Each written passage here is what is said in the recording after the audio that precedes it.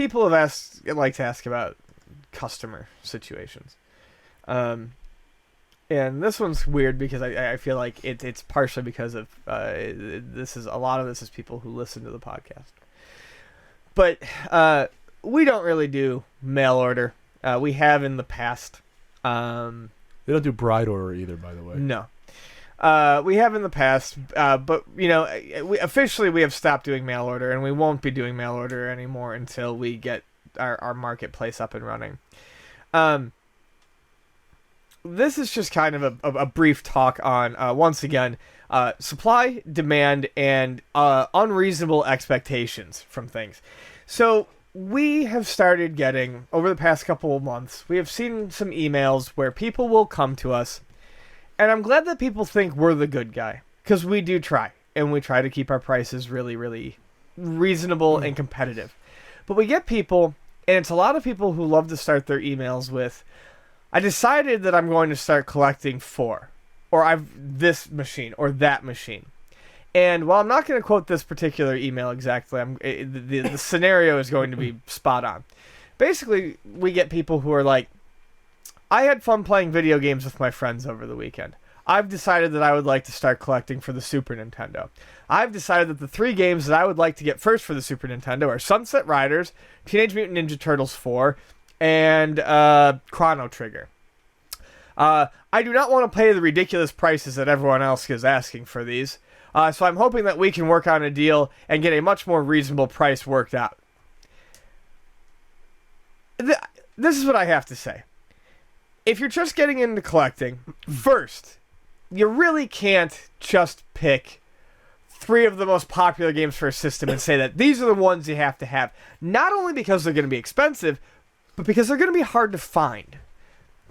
2, I hate to break this to everyone, and it's something that people really don't like to deal with, but if a game consistently goes for $80 on eBay, that is not overpriced. That is what the game goes for. If you do not want to pay that much for that game, that's fine, but you can't just expect someone else to be like, I'll sell it to you for $50 because I'm a good guy, because you can go, I don't know that you're going to keep that, you can go and flip it and make fucking, I don't know, $30, $40. I mean, you can charge above what the eBay going rate is and get it back. So there seems to be this really weird disconnect with newer collectors, and I'm not trying to shit on it. If you want to, if you like the hobby, go for it. But you need to realize that just because there's a difference between high prices and people who are overpricing things. If Chrono Trigger is going for $80, it's going for $80, no matter how much you don't want to pay $80 for it. Now, if a person's charging $120 for it, yes, that is too much for the game. But you can't look at a price and go, I don't want to pay that price, and magically expect to find someone who's going to sell you that game for a different price. Can you find deals? Yes. But it's generally going to be someone who doesn't know what something is worth. And that's what it comes down to, is this is something that's happening, and as collecting picks up steam, we kind of dealt with a question like this on the last podcast or the one before that. This is part of, I guess, that bandwagon collector segment that we got asked about. Bandwagon to me sounds a little more negative than I'd like to use, but new collectors, you have to understand that these prices got to this point for a reason. So, I mean, I don't know what you have to say about that. I don't know what you've encountered in your experiences selling, or if you even agree with me, but at some point you just have to admit that the prices are your prices. My hobbies are expensive too. I'm priced out of almost every pinball machine I'd like to own. You know what? I'm not going to go to someone and expect them to sell it to me for $5,000 under value. Now, are these people expecting a good deal because they saw you on the podcast? Well, I also feel like there's a little bit of that involved too. They feel like that's kind of shitty. Yeah, because I feel like that's another thing. It's kind of this, well, I listen to your podcast, so you're going to hook me up or something like that. Like, I support you, so you're going to help me with this. I feel like there is a little bit of that comes into it, and a little bit of an expectation that because it's from a listener that they're going to get this mega hookup. And I have hooked up listeners.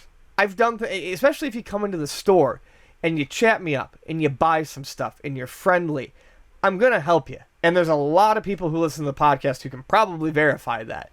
But if you send me an email from across the country telling me that you want these 3 games and you think everyone else who's charging this price is an idiot, Well, that's an insult to me, too, because I charge those prices. And why? Because I have to pay a bunch of money to get them in, and because I don't want someone picking them up and flipping them. You not knowing the market is not my problem. Tell them to go to the flea market. Where they can pay more. Honestly. Or you can be lucky and strike it rich. I mean, it's up to you. Or garage sales. I mean, right. that's if you're going to a retail setting, even I knew way back that a retail setting, you're going to pay more than if you find it dirt cheap. That's just the bottom line. There's overhead.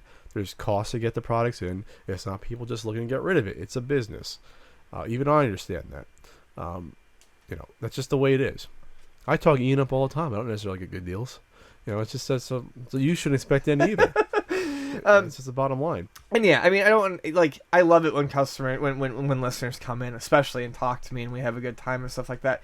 And I appreciate the people who want to give us business, but it is kind of insulting when you contact us and expect us to magically have prices that are like 50% lower than everywhere else.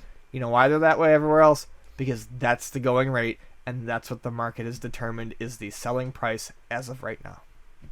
So this ends Ian's therapy session for this podcast. God, I had to fucking get that out. Your time is up.